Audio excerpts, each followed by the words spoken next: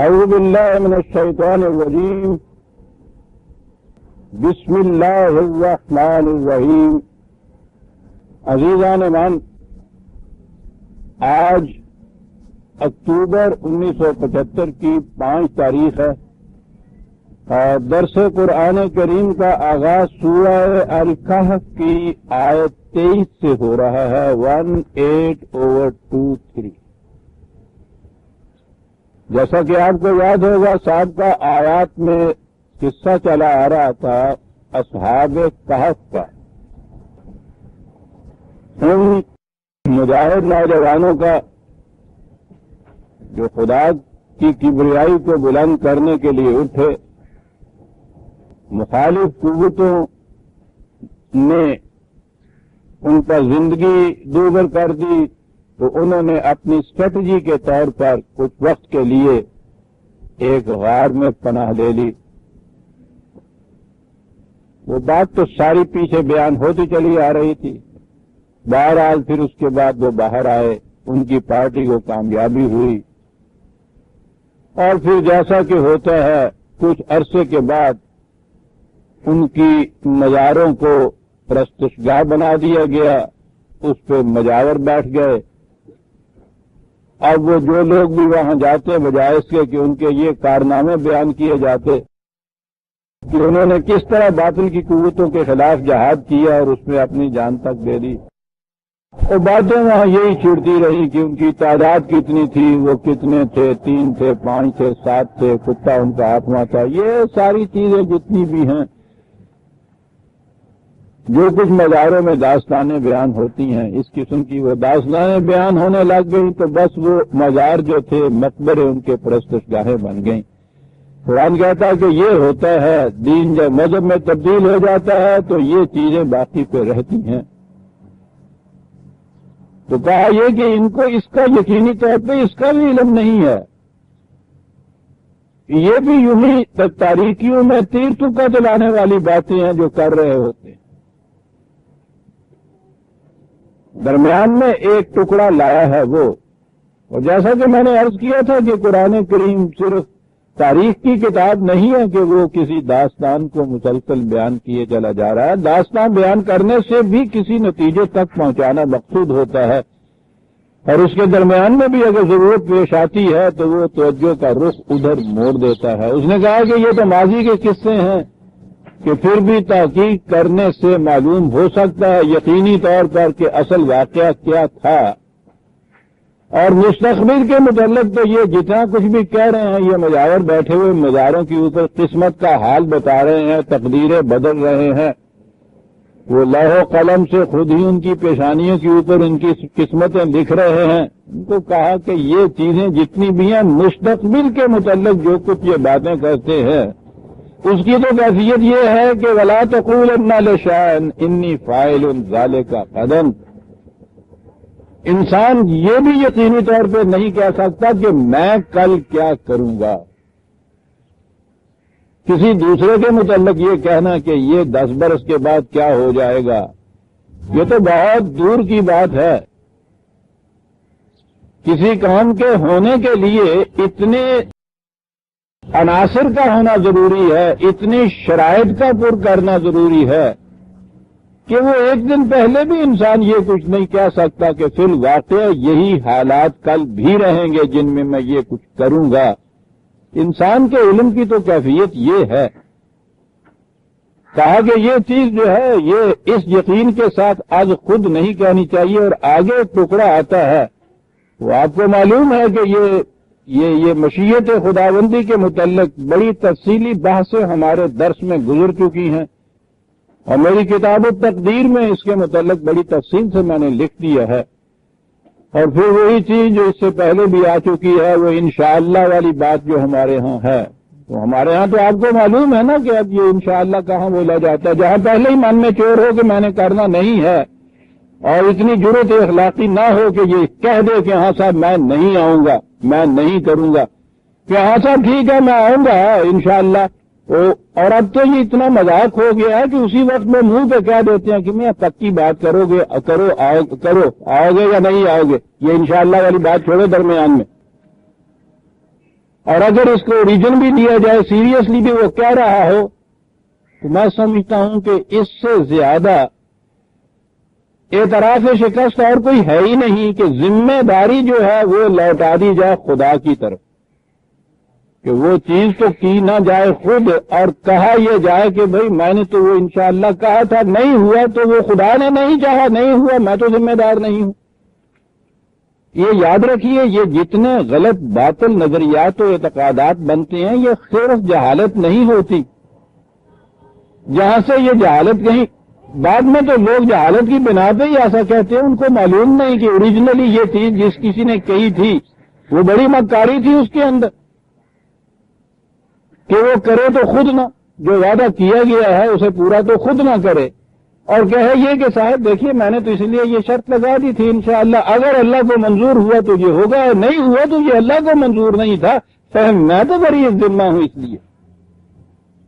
اور یاد رکھیے کہ ہر وہ بات جس میں آپ اپنی ذمہ داری قبول کرنے سے اعتراض برتتے ہیں, گریز برتتے ہیں, فرار کی راہ اختیار کرتے ہیں, سب سے بڑی معصیت یہ ہوتی ہے خدا کے حضور. یہ یوں ہی مذاق کی بات نہیں ہے کہ یوں ہی انشاءاللہ کہہ کے ٹال دیا, خدا کو منظور نہیں تھا صاحب, اور اس کے بعد تو آپ کے ہاں یہ تو مسلمات میں سے ہو گئی نا کہ وہی ہوتا ہے جو منظور خدا ہوتا ہے, چل بھائی کوئی ذمہ دار ہی نہ رہا صاحب, مرضی ہے مولا برہما اولا, چلیے صاحب, خدا نے ایسا چاہا ہی نہیں. یعنی آپ یہ دیکھا اس کے اندر کی اوریجن کہاں سے یہ بات چلی تھی, ذمہ داری سے فرار کی راہیں. اور جیسا آپ کو اب معلوم ہے, ذمہ داری سے فرار کی راہ اختیار کرنا تو قرآن نے ابلیس کا مقام بتایا ہے نا, اور کہا ہے کہ جو ایسی ذہنیت لیے ہوئے ہو اس کی کبھی اصلاح ہو ہی نہیں سکتی, جسے کہتے ہیں نا ہمیشہ کے لیے راندہ درگاہ ہو جاتا ہے. وہ کوئی بات ایسی نہیں تھی کہ اللہ میاں کو بڑا غصہ آ گیا اور اس نے یہ کہہ دیا کہ جاؤ نکل جاؤ, نکال دو, مارو جوتے اس کو. سوال نہیں ہے, جو شخص ذمہ داری قبول نہیں کرتا, اس کا اعتراف نہیں کرتا کہ اگر یہ نہیں ہوا تو میں ذمہ دار ہوں, یہ کیا ہے تو میں نے کیا ہے, جو اس کا اعتراف نہیں کرتا, ذمہ داری کسی دوسرے کے اوپر ڈالتا ہے, اس کی اصلاح نہیں ہو سکتی. جو اپنی کوتاہیوں کے احساس کے بعد کہتا ہے ربنا ظلمنا انفسنا, کہ میں ذمہ دار ہوں, میں بھول گیا, میری خطا ہے, اس کی تو اصلاح ہو جاتی, کوئی بات نہیں, چلو تم ہماری طرف سے ہدایت آئے گی, اس کے مطابق چلتے رہو گے تو کچھ نہیں بگڑا, پھر اسی جنت میں آ سکتے ہو تم. وہ جو چھنی تھی نا ایک دفعہ کی لغزش سے, وہ کوئی قصہ ایسا نہیں تھا کہ وہاں سے چھنی یہاں آ گیا, یہاں مرنے کے بعد ملے گی. قدم قدم کے اوپر یہ تو ہوتا ہے, ایک غلط بات آپ کر جاتے ہیں, جنت سے ایک قدم پیچھے ہو جاتے ہیں. اب اگر اس کا اعتراف کرتے ہیں ذمہ داری کا کہ میں نے کیا ہے, تو اس کے بعد اصلاح کی آپ میں امکان ہوتا ہے, پھر آپ کا قدم اسی جنت گمگشتہ کی طرف اٹھ جاتا ہے. پیراڈائز لاسٹ فار ایور نہیں ہوتا. لیکن اگر آپ یہ کہتے رہے کہ نہیں صاحب میں تو اس کا ذمہ داری نہیں ہوں, آپ کی اصلاح ہو ہی نہیں سکتی. سارا راز اس میں ہے عزیزان من, جو قرآن نے بتایا ہے انسان کو کہ یہ خود ذمہ دار ہے اپنے ہر فیصلے, اپنے ہر کام کے. اس کا اعتراف کرتا ہے, اصلاح کی گنجائش باقی رہتی ہے. اعتراف نہیں کرتا, یہ چیز پختہ سے پختہ تر ہوتی چلی جاتی ہے. وہ پھر میں کیا عرض کروں کہ جب بھی بات آتی ہے بات تو پھر وہی آ جاتی ہے اسی سائیکالوجی کے اوپر. سائیکالوجی کی روح سے ایک غلط قدم جو اٹھتا ہے, اس کا اعتراف نہیں کیا جاتا, تو پہلی چیز جو ہوتی ہے اسے وہ سپریسڈ کہتے ہیں. یعنی اس کی کانشنس میں, اس کے شعور میں وہ موجود ہوتا ہے کہ میں نے غلطی کی, مجھ سے غلطی ہو گئی. اعتراف کی جرت نہیں ہوتی. یہ بھی وہ کہتے ہیں, قرآن بھی یہ کہتا ہے کہ یہ بات اگر ہے تو اس میں صرف جرت کی ضرورت ہے, تمہیں اصلاح ہو جائے گی جلدی سے. یہ چیز آپ کے ہاں کے اب سائیکو اینالیسسٹ اس چیز پہ پہنچے ہیں. قرآن کے حقائق کی شہادتیں کہاں سے ہمیں مل رہی ہیں, وہ یہ کہتے ہیں کہ اگر کچھ عرصہ اس پہ گزار دیا جائے تو وہ پھر سپریس سے ریپریسڈ ہو جاتا ہے. وہ شعور نفس شعوریہ کی بجائے غیر شعوریہ انکانشیس مائنڈ کی گہرائیوں میں چلا جاتا ہے اور اسی کو کہتے ہیں بھول جاتا ہے پھر آدمی اسے. تو اس کی تو اصلاح کا سوال ہی پیدا نہ ہو. وہ اب یاد ہی نہیں رہا آپ کو، جسے آپ کہتے ہیں یاد نہیں رہا ہمیشہ. بات اور ہوتی ہے وہ وہاں چلا گیا ہوتا ہے. وہاں جب یہ چیز پہنچتی ہے تو وہ جو بھی معصیت آپ سے ہوئی تھی، غلطی ہوئی تھی، خطا ہوئی تھی، وہ اس طرح سے آپ کو اگر یاد نہیں رہتی، جو آپ کی الفاظ ہیں یاد نہیں رہتی، یعنی ریپریسڈ ہو گئی ہے، تو وہ مٹ تو نہیں جاتی، اس کا نقش زائل تو نہیں ہو جاتا. یہ نہیں کہ اس کا اثر ہی باقی نہیں رہتا، گئی آئی بات ہو گئی. ہم تو یہ سمجھتے نا کہ بھول جائے گئی آئی بات ہوگی. وہ یہی تو ہیں، وہ وہاں جمع شدہ نقوش کے جو باہر ابھریں گے تو آپ کا اعمال نامہ بن کے سامنے آئیں گے. یہ چیز ہے جہاں تک آپ کا یہ انفس کا علم یہاں تک پہنچتا ہے. ان کے نزدیک انسان کا ہر خیال، وہ کہتے ہیں سپریس تک پکڑ لو اس کو. آپ کو معلوم ہے قرآن نے جو کہا ہے کہ لغزش اگر ہو جائے تو فوراً جو توبہ کی طرف آ جائے بڑی جلدی توبہ قبول ہوتی ہے اس کی. یہ قبولیت کیا چیز ہوتی ہے توبہ؟ یہ توبہ کیا چیز ہوتی ہے؟ قرآن نے کیوں کہا ہے کہ فوراً اس طرف آ جائے؟ وہ یہی چیز ہے کہ جب تک یہ سپریس حالت کے اندر ہے آسان ہے اس کا ازالہ، لیکن جب آگے چلی جائے بات، ریپریسڈ ہو جائے، یہ انکانشیس مائنڈ کے اندر وہ احساس چلا جائے آپ کا، کانشیس مائنڈ کو پھر وہ ستاتا نہیں ہے، اسے ہی آپ کہتے ہیں کہ وہ گمگشتہ ہو گئی چیز. یہ ساری چیز اس کے بعد تو انسان پھر اس ذمہ داری لیتا ہی نہیں ہے. سوال تو سارا ذمہ داری قبول کرنے کا ہے عزیزان.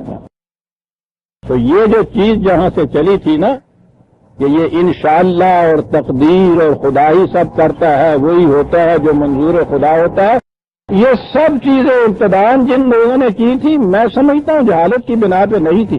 اس لیے کہ میں نے تو تاریخ میں اب یہ دیکھا ہے نا کہ کن لوگوں نے یہ کہی تھی، کن حالات میں کہی تھی، کیا کہی تھی. کبھی جو میں کہا کرتا ہوں نا کہ اگر فرصت ملی، توفیق ملی، تو یہ اسلام کی تاریخ بھی مجھے پوری لکھنی ہے، جس کے کچھ خط و خال میں نے شاہکار رسالت کے آخری باب میں دیے ہیں. یہ تفصیل سے لکھنے کی بات ہے. یہ کہاں سے یہ تصور ایجاد ہوا کہ انشاءاللہ کے معنی یہ ہو جائیں گے اگر اللہ نے چاہا تو. یہ ذمہ داری سے فرار کی راہ ہے جو اختیار کی گئی، دانستہ کی گئی، بعد میں پھر یہ چیز مروج ہو گئی جہالت کی بنا پہ. اب وہ جہالت سے بھی اگلا ٹکڑا انڈیفرنس آ گیا کہ یوں ہی ہمارے ہاں محاورہ ہی ہو گیا ہے. اب کیا بھائی میں آؤں گا انشاءاللہ. یہ بڑی گہری چیزیں ہیں عزیزان من، انسانی کردار پہ ان کا بہت بڑا اثر پڑتا ہے. یہ جو چیز ہے شاہ کے معنی جو ترجمہ ہم نے کر دیا نا کہ اگر اللہ نے چاہا تو بس یہ چاہا والی بات نے وہ ہر چیز جو سی اس کو الٹ کر دی. بات یہ ہے جو وہ کہتا ہے شاہ کے معنی ہے قانون خداوندی کے مطابق. یہاں یہ معنی ہے کہ یہ بات یقینی طور پہ تم نہیں کہہ سکتے کہ میں یہ ضرور کروں گا، الا وجود اس کے کہ یہ کہو کہ اس کے ہونے کے لیے جو قانون خداوندی نے شرائط عناصر اور کنڈیشنز مقرر کی ہیں اگر وہ فلفل ہو گئی تو یہ یقیناً ہو کے رہے گا. یہ تو یقینی چیز ہے جو کہا جا رہا ہے. انشاءاللہ دونوں معنی ہیں. میں گرامر میں نہیں جانا چاہتا، ورنہ ان اور ان کے اگر میں معنی آپ کو بتاتا تو یہ اس کے مطابق ہے جو میں کہہ رہا ہوں، اپنی طرف سے نہیں کہہ رہا بھاشا خدا نہ کرے خدا نہ کرے. قرآن کو سامنے رکھ کے اپنی طرف سے کہنا یہ تو اتنا بڑا شرک ہے جو کبھی بھی معاف نہیں ہو سکتا. یہ ساری چیزیں قرآن میں ہیں، یہ ساری چیزیں عربی زبان میں ہیں. ایک تو حتمی طور پہ وہ یہ کہتا ہے انشاءاللہ کے معنی، چونکہ یہ چیز آج وہ کہتا ہے اگر کہنا ہے تو یہ یقینی چیز ہے، یہ ان کے معنی یہاں چونکہ کیا آئیں گے، چونکہ یہ چیز ان قوانین کے مطابق ہے جو میں کہہ رہا ہوں قوانین خداوندی کے مطابق ہے، اس لیے ہو کر رہے گا. یہ ہے انشاءاللہ. اور اگر مستقبل کے متعلق آپ نے یہ چیز کہنی ہے جن میں ابھی آپ یہ بالیقین نہیں کہہ سکتے کہ وہ ساری شرائط پوری ہو جائیں گی، تو یہ کہیے یہ کہ اگر یہ تمام شرائط جو قانون خداوندی نے اس کی کامیابی کے لیے مقرر کی ہوئی ہیں وہ پوری کی پوری ہو گئی اگر، تو یقیناً یہ ہو جائے گا۔ آپ نے دیکھا بات کہاں سے کہاں جا پہنچی۔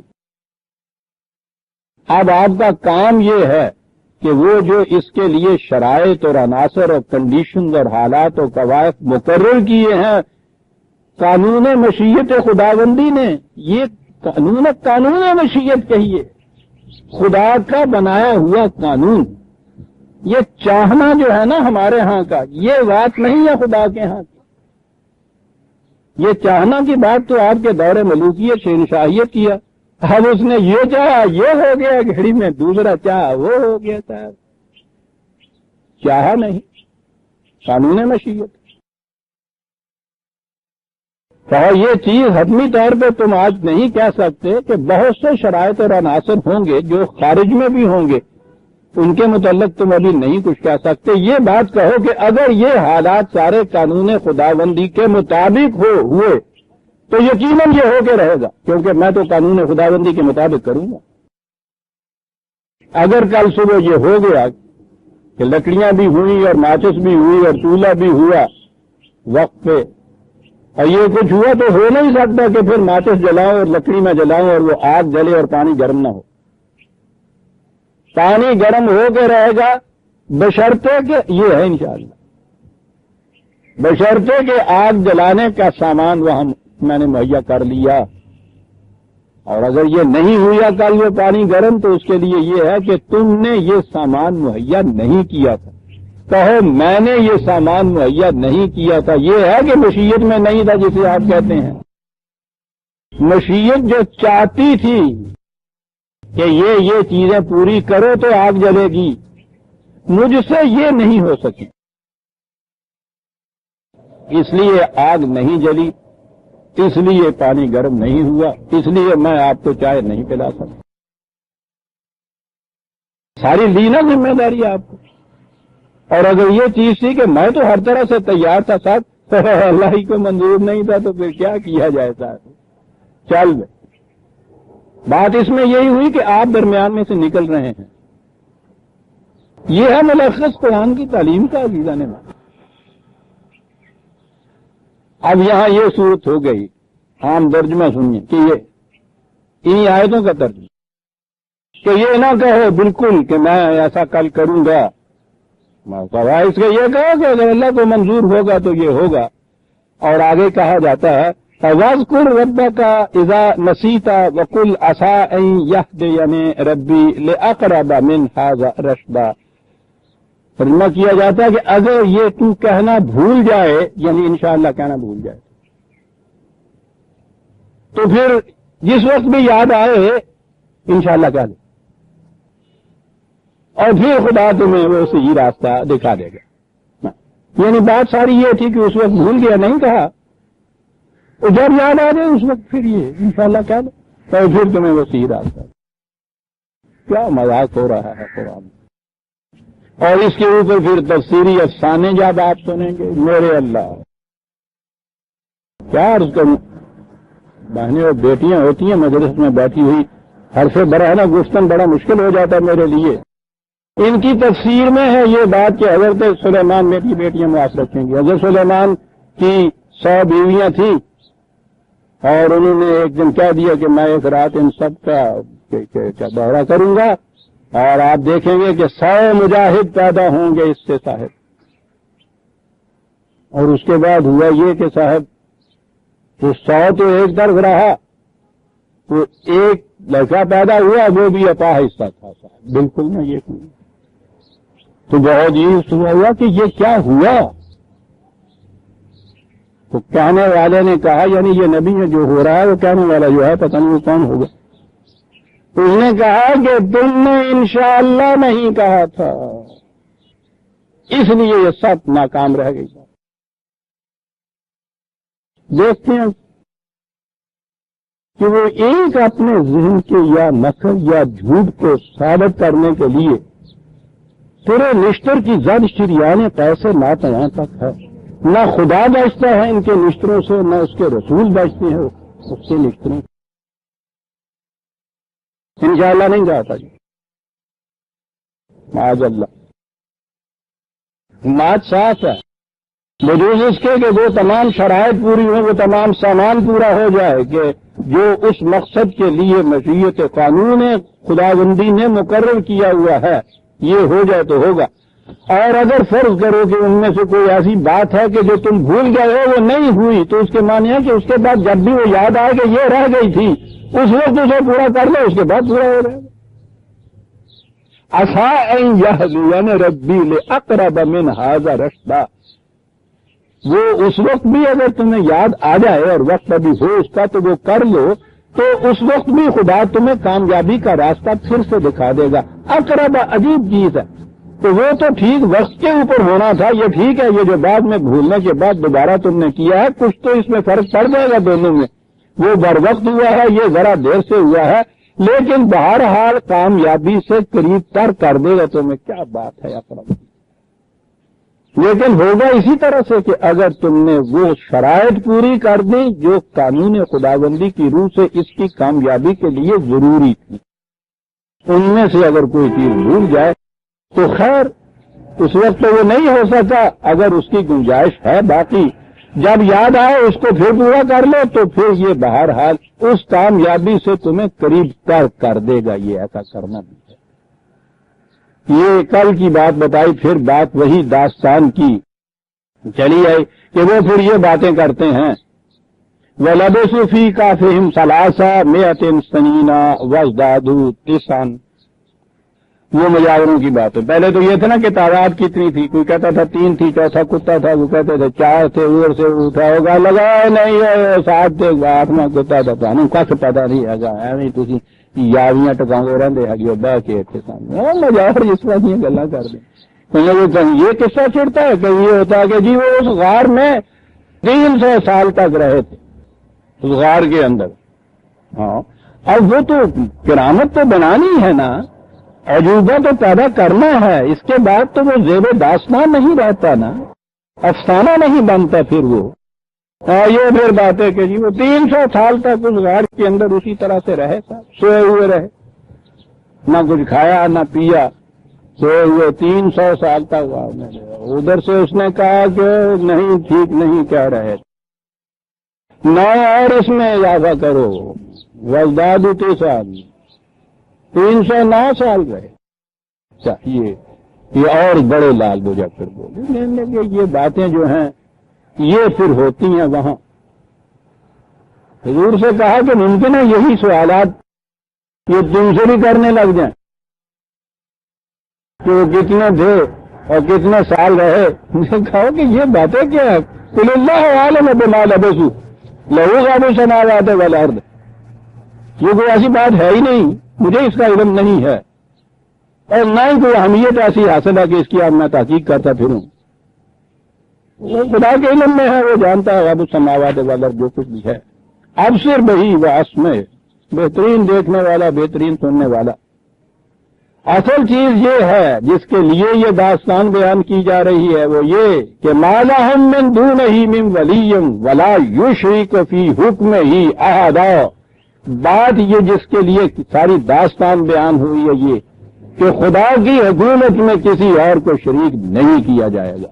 یہ تھا وہ دعویٰ جس کو لے کے یہ نوجوان اٹھے تھے، اور اس کا انجام یہ چیز تھی کہ وہ جو اس کے خلاف چلنے والے اپنے اقتدار اور حکومتوں کے دائی تھے انہیں شکست ہوئی اور کوئی ان کا حامی و ناصر نہ ہوا، اور یہ جو کہنے والے تھے کہ ہم اس کی حکومت میں اقتدار میں کسی کو شریک نہیں کرتے، یہ تھے جو کامیاب ہو کے رہے۔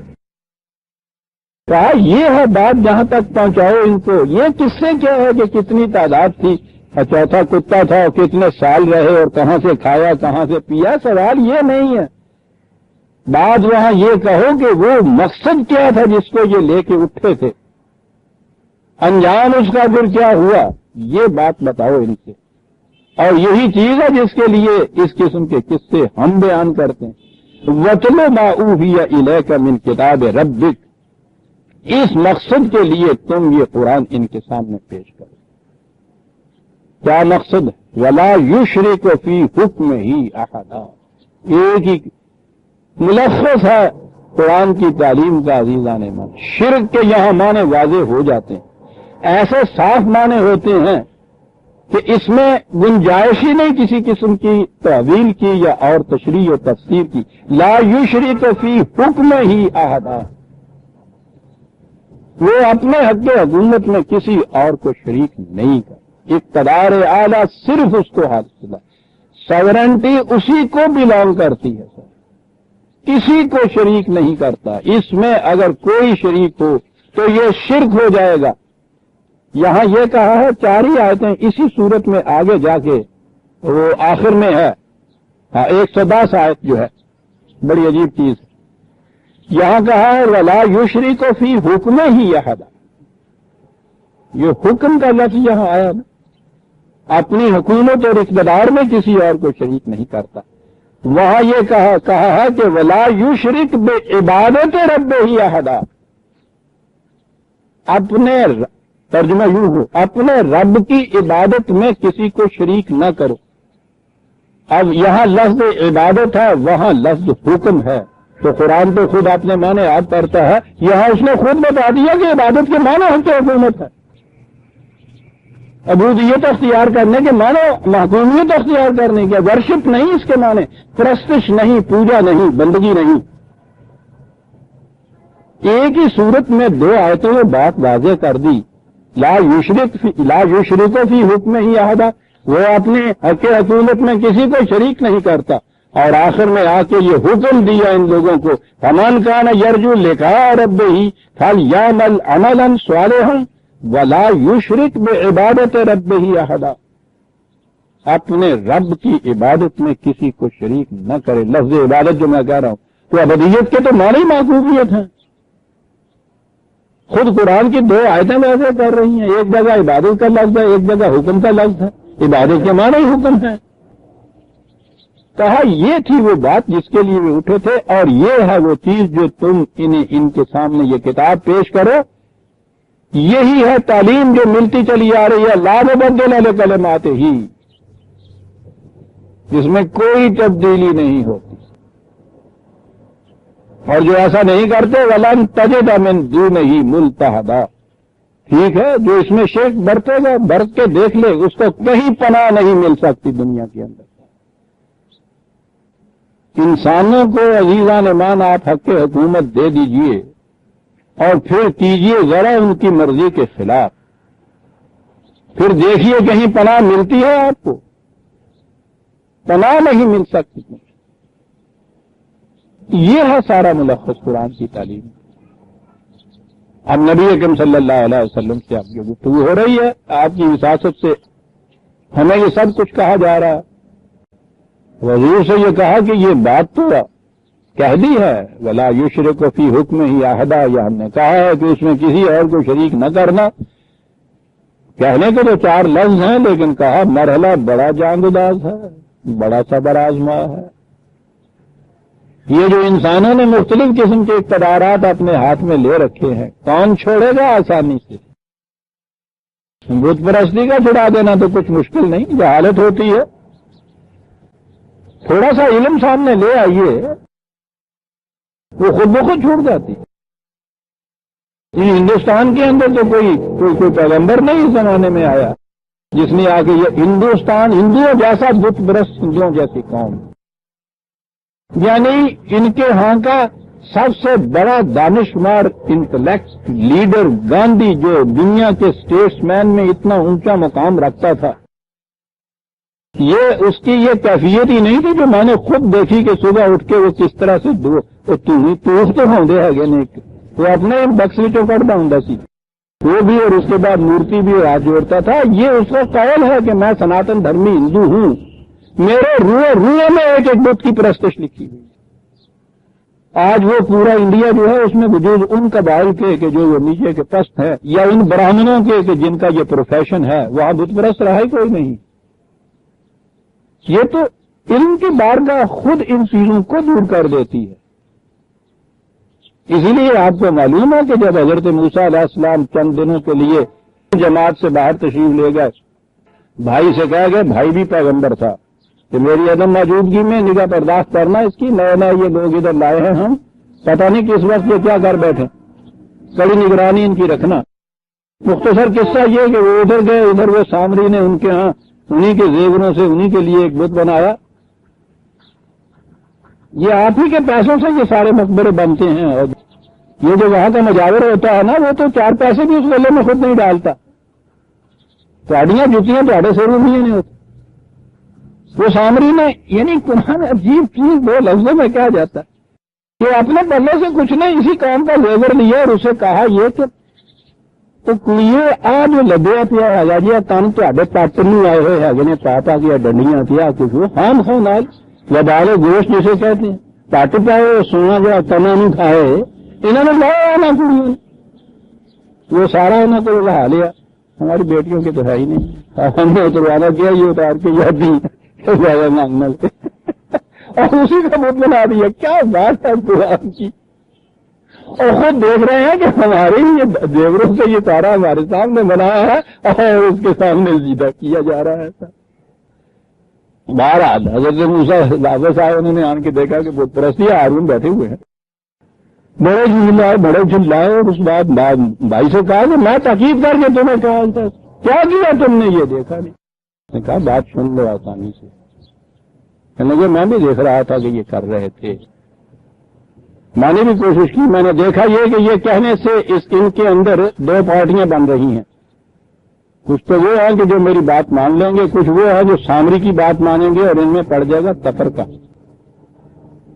میں نے ان کی بت پرستی جو تھی عارضی، اسے میں نے گوارا کر لیا تھوڑے وقت کے لیے، کہ اس لیے کہ یہ ذرا بھی جب ان کو بات سمجھائی جائے گی تو یہ تو بات سمجھ میں آ جائے گی، لیکن اگر قوم کے اندر تفرقہ پڑ گیا تو وہ چیز نہ میرے بس میں ہوگی نہ تمہارے بس میں ہوگی۔ میں نے اس لیے اسے گوارا کیا، تفرقہ نہیں پڑنے دیا قوم میں۔ کہا ایک رسول نے، مانا ایک رسول نے، دونوں مطمئن ہو گئے چیزوں نے۔ وہ جو شرک ہے جہالت کے اوپر مبنی ہوتا ہے، جہالت دور کرنے سے وہ آسانی سے دور ہو جاتا ہے۔ یہ جو پارٹی بازی، تفرقہ، فرقہ بندی اور یہ کچھ ہے، یہ مبنی بر جہالت نہیں رہتا، یہ مفاد پرستی کے اوپر آ جاتا ہے، یہ نہیں نکل پاتے اور یہ قوموں کو تباہ کرتا ہے۔ اسی لیے قرآن نے یہ کہا وَلَا تَكُونُوا مِنَ الْمُشْرِكِينَ مِنَ الَّذِينَ فَرَّقُوا دِينَهُمْ۔ یہ مشرک مومن ہونے کے بعد یہ مشرک نہ بن جانا کہ تم فرقے پیدا کر دو اپنے اندر۔ کوئی جواب ان کے پاس نہیں تھا۔ عزیزان من، قرآن کی ان آیتوں کا میں نے 25-30 سال سے یہ میں دہراتا چلا جا رہا ہوں، کہہ رہا ہوں ان سے پوچھو کہ کیا مانے ہے فرقہ بندی، قرآن نے یہ کہی ہے یا نہیں؟ کوئی جواب نہیں تھا کہ ان کے اندر سے پھر وہی ایک ابلیسی ذہنیت اٹھی، اس نے کہا کہ بات تو یہاں غلط ہو رہی ہے، یہ جو دھرم داس نام رکھ دیے ہے یہ نام غلط ہے۔ انہوں نے کہا بچے کا نام عبد الرحمان رکھ دیجیے، وہ رہے ہندو کا ہندو۔ کہا یہ تو فرقے ہے ہی نہیں، ہے مکتب فکر ہیں صاحب، چل بھائی مطمئن ہو گئے پرستش کے اوپر، بدھ کا نام خدا رکھ دیا، خوش ہو گئے صاحب۔ کیا اس سے حقیقت بدل گئی کہ فرقے نہیں ہیں؟ یہ ہے وہ شرک جسے قرآن کہتا ہے، یہ ہے وہ مرحلہ مشکل ترین جو آیا توحید کے اوپر لانے کا۔ بت پرستی چھڑا دینے والی بات ایسی نہیں ہے، یہ چھڑانا مشکل ہوتا ہے۔ اس کے لیے کہا کہ اب بڑے صبر آزما مراحل آئیں گے۔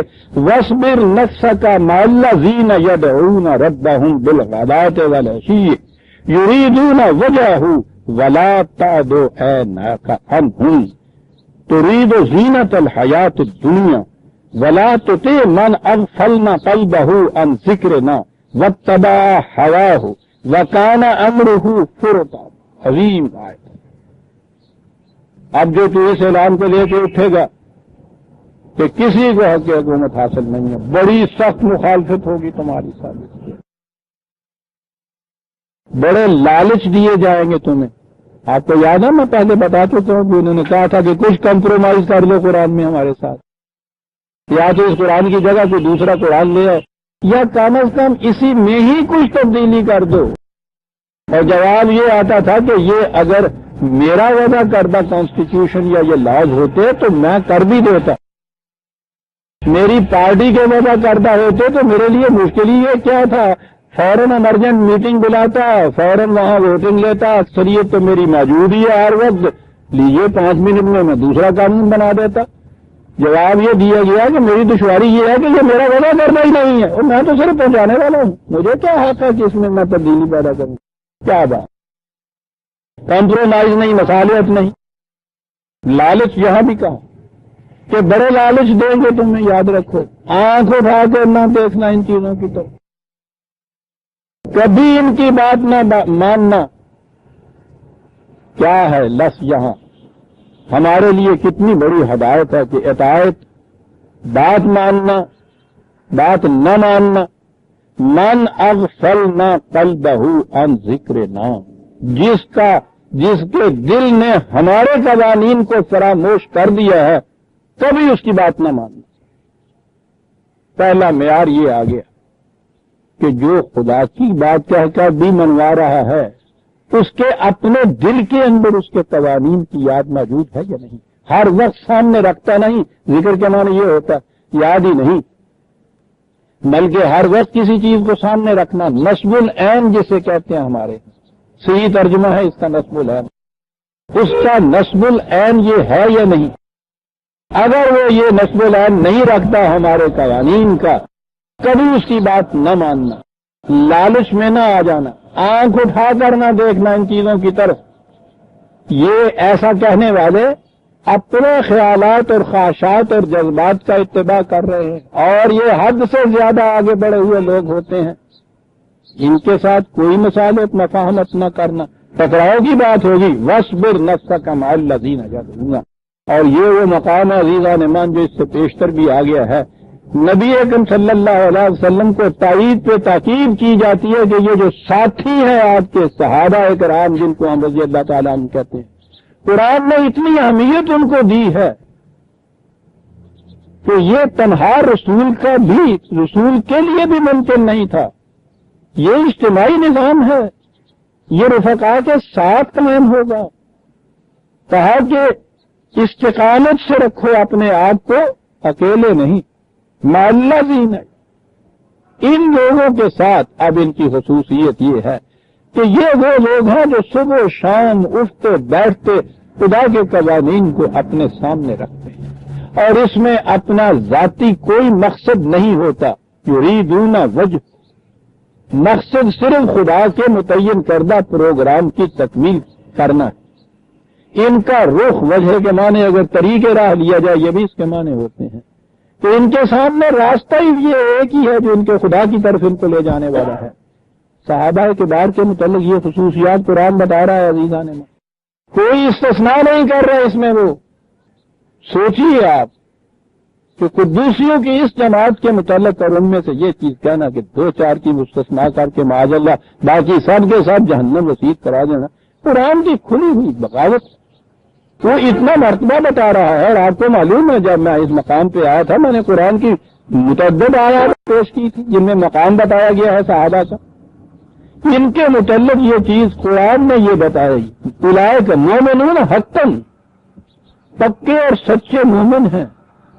خدا نے کہا کہ ان کا کردار، ان کی سیرت اتنی بلند و پاکیزہ ہے کہ ہم نے ان کے لیے جنت لکھ دی ہے، رضی اللہ عنہ ورضوا عنہ، اور اس میں تخصیص کوئی نہیں ہے۔ قرآن نے کہا ہے مہاجرین، مجاہدین، حتیٰ کہ وہ یہ بھی چیز لے آیا ہے کہ یہ ٹھیک ہے کہ جو السابقون الاولون ہیں ان کے مدارج زیادہ ہیں، لیکن فتح مکہ کے بعد بھی جو تمہارے ساتھ آ کے مل گئے ہیں یہ وعدہ ان کے لیے بھی ہے ہمارے ساتھ۔ اللہ کے ساتھ صحابہ کی جماعت، اس میں تخصیص، اور ان کا مقام یہاں یہ کہا ہے کہ دیکھنا ان کو کہیں چھڑک نہ دینا، تتکار نہ دینا، الگ نہ کر دینا، یہ ساری چیزیں ان کے متعلق۔ اور اتنی ہی نہیں عزیزان، مقام ان کا سورہ انفال 8/62، پیچھے چلی آ رہی ہے بات کہ یہ مخالفت ہوگی، یہ اس طرح سے امٹ کے آئیں گے، اس طرح سے شدت ہوگی تمہارے خلاف، یہ سارا کچھ کرنے کے بعد کہا بالکل نہ گھبرانا، هو الذی ایدک بنصرہ وبالمؤمنین، خدا نے تمہیں تقویت پہنچائی ہے، تائید تمہاری کی ہے خود اپنی نصرت سے اور اس جماعت صحابہ کی نصرت سے، یعنی اکیلی اپنی نصرت نہیں کہی، ان کے ساتھ ان کے اپنے آپ کو ملایا ہے کہ، اور اگلی آیت میں تو اس سے بھی زیادہ واضح بات ہو گئی عزیزان من، یا ایھا النبی، یہ 64 ہے آیت، تو 62 تھی، یا ایھا النبی حسبک اللہ ومن اتبعک من المؤمنین، اے نبی تیرے لیے خدا کافی ہے، بات کافی تھی یہ، خدا کافی ہے، اتنا ہی نہیں کہا خدا اور یہ لوگ جو تیرا اتباع کرتے ہیں مومنین کی جماعت میں سے، یہ اور خدا یہ کافی ہے تیرے لیے سر۔ دیکھتے ہیں مقام ان کا کیا ہے ان ساتھیوں، اس لیے کہ یہ جو جنت عرضی قائم ہو رہی تھی وہ انفرادی چیز تھی نہیں، انفرادی ہوتی تو رسول اس اطاعت خداوندی میں جو مقام ہے حضور کا انفرادی طور پہ، وہ کسی اور کا مقام ہو ہی نہیں سکتا۔ اگر یہ چیز اکیلے کسی کی کرنے کی ہوتی خانقاہوں میں، خلوت میں اور زاویوں میں مسلوں کے اوپر بیٹھ کر، تو رسول کافی تھے اس کے لیے۔ رسول اللہ سے کہا جا رہا ہے صلی اللہ علیہ وسلم کہ تیرے لیے خدا اور یہ جماعت صحابہ یہ ہیں کافی، مل کے دونوں، کیونکہ اس کے لیے کہا گیا کہ فادخلی فی عبادی وادخلی جنتی، میرے بندوں کی جماعت کے اندر شامل ہو پھر جنت کے اندر قدم رکھ سکتا ہے۔ اس وقت رفقا اور رفقا کی جماعت جو ہے اجتماع، یہ تو اس کا تو کتنا بلند مرتبہ ہے، نظام ہے یہ عزیزان من، کسی فرد ایک کی بات نہیں ہے۔ بہرحال کہا یہ کہ دیکھنا بڑے سخت مراحل آئیں گے، اس میں تمہیں تخویف بھی ہوگی، خوف بھی دلایا جائے گا، ترہیب بھی ہوگی، لالچ بھی دلایا جائے گا، آنکھ اٹھا کر نہ دیکھنا زینت الحیات الدنیا کی طرف، یاد ہے ان میں سے کسی کی بات نہ باندھنا، یہ خدا کی طرف نہیں بلائیں گے تمہیں، یہ اپنے خواہشات کی طرف ہے۔ اور اس کے بعد آگے جو بات ہے، یہ بات جو ہے کہ تم جو ذہن میں آتا تھا کہ وہ سارے کے سارے جو ہے ان کو میں مسلمان کر لوں گا اور یہ سب کے ساتھ ایمان لے آ جائیں گے، کہنے کہ یہ بات نہیں ہے، یہ تو جو تمہارے پروگرام کی مخالفت کرتے ہیں ان کی مخالفت کی مدافعت کے لیے ہم یہ کچھ کہہ رہے ہیں۔ یہ نہیں ہے کہ تم اس طرح سے خود اور یہ صحابہ کی جماعت کو لو، تلوار ہاتھ میں لو اور اس کے بعد صاحب بیاہ سے وہاں تک مسلمان کرتے چلے جاؤ۔ یہ تو اتنی بڑی سازش ہوئی اسلام کے خلاف، سازش یہ کی عیسائی کروسیڈز میں آنے والے صلیب کی جنگوں والوں نے کہ اسلام پھیلا شمشیر کے زور پہ تھا، بات ہے نا کہ چلی ہوئی آپ کے ہاں، یہ ان کے ہاں کی پھیلائی ہوئی چیز تھی عزیزان مان، ان کی تو مدافعت ہم کر لیتے، ان کے جواب تو ہم دے جاتے، لیکن اس کا کیا علاج کہ آپ کے ہاں کے آج کے بلند ترین مفسرین یہ فرما رہے ہیں، ابو العلا مودودی صاحب اپنی الجہاد میں یہ کہہ رہے ہیں معاذ اللہ کہ رسول اللہ صلی اللہ علیہ وسلم اتنے سال تک واز کہتے رہے اپنے ہاں، نتیجہ کیا نکلا؟ پنجابی جن کے اندر ہائی کورٹ میں وہ چند آدمی جو ساتھ ہو گئے، اور اس کے بعد جب انہوں نے تلوار ہاتھ میں لی تو یہاں سے باہر تک اسلام پھیل گیا۔ اللہ اکبر، دیجئے جواب یورپ کے متصبی صاحب، یہ توفیق عزیزان من، ان میں سے بھی جو کوئی سعادت نصیب تھے لوگ ان کو حصہ۔ آرنلڈ کی پریچنگ آف اسلام پڑھ کے دیکھیے، عیسائی ہے اتنا بڑا، پریچنگ آف اسلام کی کتاب آپ کو پڑھ کے دیکھیے، وہ شروع سے آخر تک یہ کہتا ہے کہ یہ سخت الزام ہے ان کے خلاف جھوٹا جو لگایا جاتا ہے کہ اسلام انہوں نے بطور شمشیر پھیلایا، کہیں یہ بطور شمشیر نہیں پھیلا، یہ تو پریچنگ ہے ان کی، یہ تو کریکٹر تھا ان لوگوں کا کہ جس کی وجہ سے اسلام اس صورت سے پھیلا، اتنی موٹی کتاب لکھی۔ اللہ کے قلبی یا محبت اور پیار ہے، اس کا استبداد بھی استعمال نہ کرنا، یہ بھی نہ ہو کہ اچھا بابا چھوڑ دو، تم جی تو نہیں تمہارا مانتا، میری خاطر تو یہ کرو، میرے ساتھ محبت ہے نا، میرے ساتھ پیار ہے نا، کئی باتیں ہم اس طرح سے منوا لیتے ہیں۔ کہا یہ بھی نہیں، یہ تو چیز ریسپانس کی ہے، دل میں سے اٹھے گی یہ چیز جس کسی کے، وہ ہے ایمان جسے ہم کہتے ہیں۔ اگر یہ دل میں سے نہیں اٹھتی ہے تو کوئی طریقہ بھی آپ استعمال کر لیں گے وہ اکراہ کہلائے گا۔ اور یہ نہیں اعلان کر دو قل الحق من ربکم فمن شاء فلیؤمن ومن شاء فلیکفر، لیکن ساتھ ہی ان سے یہ بھی کہہ دو کہ یہاں تک تو تمہارے اختیار کی بات ہے کہ جس کا جی چاہے غلط راستے پہ چل پڑے، جس کا جی چاہے صحیح راستے پہ اختیار کرے، لیکن یہ تمہارے اختیار میں نہیں ہے کہ چلو تو تم غلط راستے پہ اور پہنچ جاؤ صحیح منزل پر۔ یہ ان پہ واضح کر دو، یہ تمہارے اختیار میں ہے کہ اس سے کفر اختیار کرو۔ ان اعتدنا للظالمین نارا احاط بهم سرادقها وَإِن يَسْتَغِيثُوا يُغَاثُوا بِمَاءٍ كَالْمُهْلِ يَشْوِي الْوُجُوهَ بِئْسَ الشَّرَابُ وَالسَّاعَةُ مُرْتَفَقَةٌ۔ کیا بات ہے! آپ کو معلوم ہے یہ قرآن کریم میں بتایا، میں نے بحث بھی ابھی کیا کہ یہ جو آنے والی جنت یا جہنم، آنے والی زندگی، اسے قرآن میں تشبیہات کے رنگ میں بیان کیا کہ اسی طرح سے جا سکتی ہے۔ وہ تو ہماری موجودہ ادراک کی سطح سے ماورا چیز ہے، ہم نہیں سمجھ سکتے کہ وہ زندگی کس کیفیت و نوعیت کی ہوگی، ماہیت اس کی کیا ہوگی، کیسی ہوگی، نہیں جان سکتے۔ ایمان یہ ہے کہ ہوگی بھی ضرور ہوگی۔ تو وہ وہاں کی جتنی بھی یہ تفصیلات ہیں انہیں تشبیہات میں بیان کیا ہے۔ جس چیز کو یہاں ہم سخت عذاب کہتے ہیں، سخت اذیت کہتے ہیں، سخت تکلیف کہتے ہیں، وہ سمجھ لیجئے کہ وہ جہنم کا نقشہ ہے۔ جسے ہم آسائشیں کہتے ہیں، جسے ہم دل کا سکون کہتے ہیں، اطمینان کہتے ہیں، نشو و نما کہتے ہیں، وہ جنت مراتب ہیں، سرفرازیاں ہیں۔ اور ایک بات اور سن لیجئے کہ یہ یہاں شروع ہو جاتی ہے یہ چیز، لیکن وہاں کے متعلق جب بھی یہ بات آئے گی اسے تمثیلی انداز میں دیکھنا ہوگا آپ کو۔ تو کہا یہ کہ ان سے کہہ دیجئے کہ اگر راستہ چھوڑ دو گے تو ٹھیک ہے، یہاں جو جہنم تمہارے لیے ہوگا اس جہنم میں بھی ذلت اور رسوائیاں ہوں گی تمہارے لیے۔ سامان رزق تو ہوگا، لیکن کیسا ہوگا؟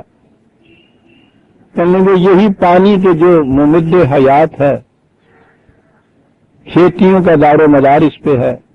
2 دن بھی پودوں کو گرمی میں پانی نہ ملے تو مرجھا جاتے ہیں۔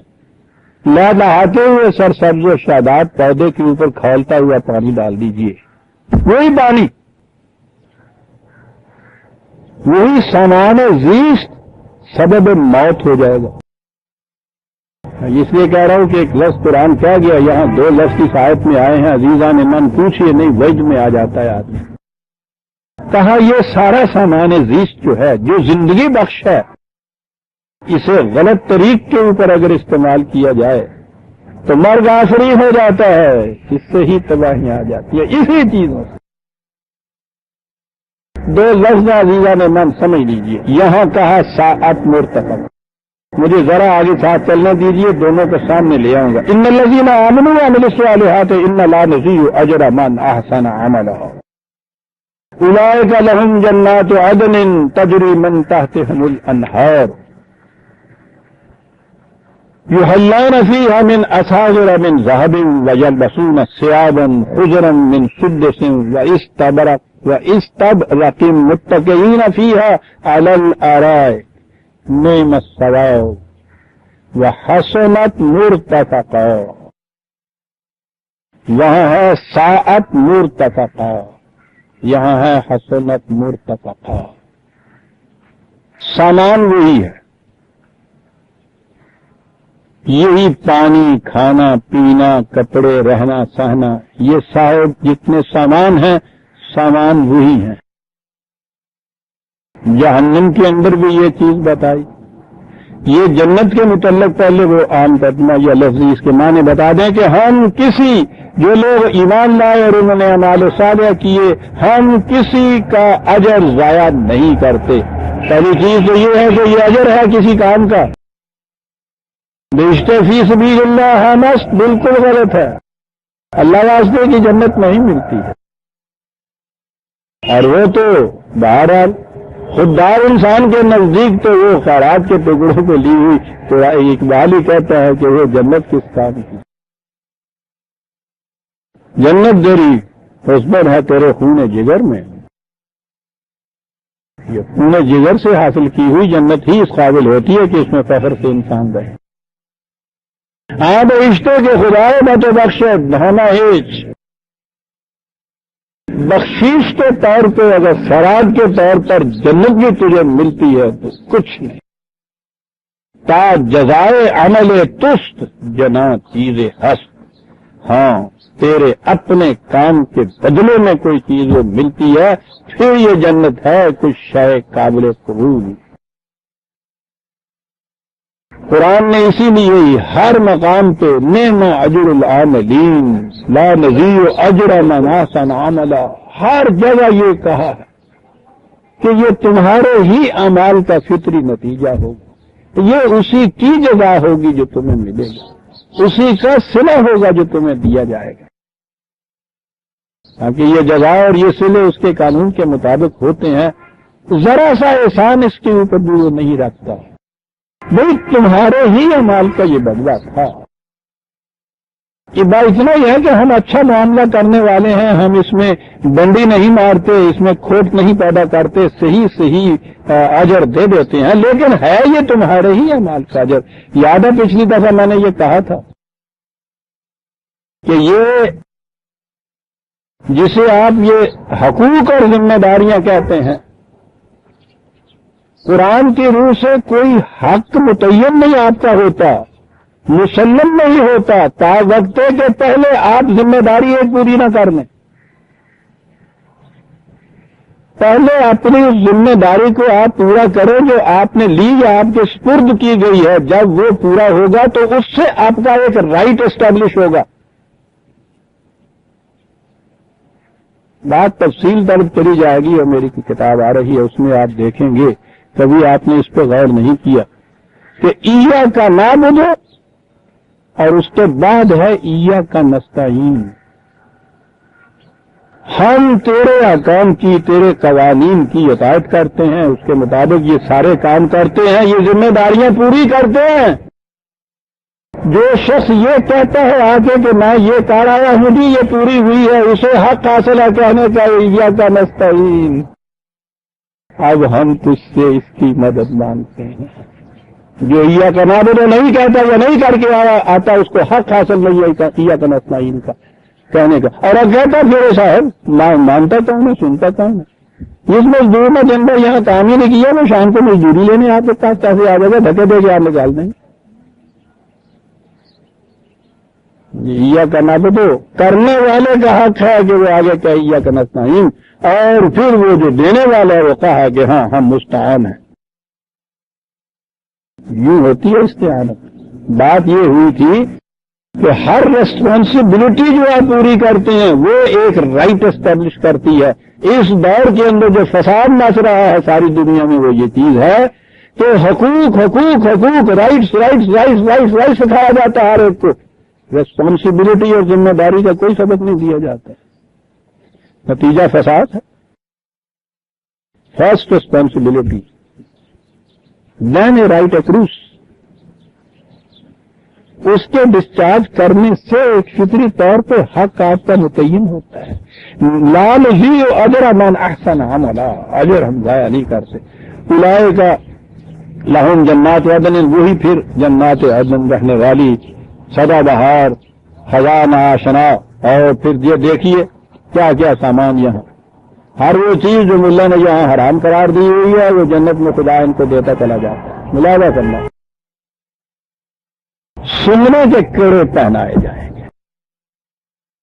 اب تو ہمارے ہاں یہ رواج نہیں ہے. اس زمانے میں ایران کی مملکت میں سب سے بڑا منصب جس کو دیا جاتا تھا اس کو ایک شاہانہ کنگن پہنایا جاتا تھا کڑا. مغلیہ سلطنت میں بھی یہ موجود تھی چیز. یہ ان کے ہاں کا یہ اساور ہے جو ہے چیز, کنگن والے نو رتن جس طرح سے کہا گیا تھا نا اکبر کے دربار میں, یہ بلند ترین سرفرازیوں کی علامت ہوتی تھی وہ کنگن کا.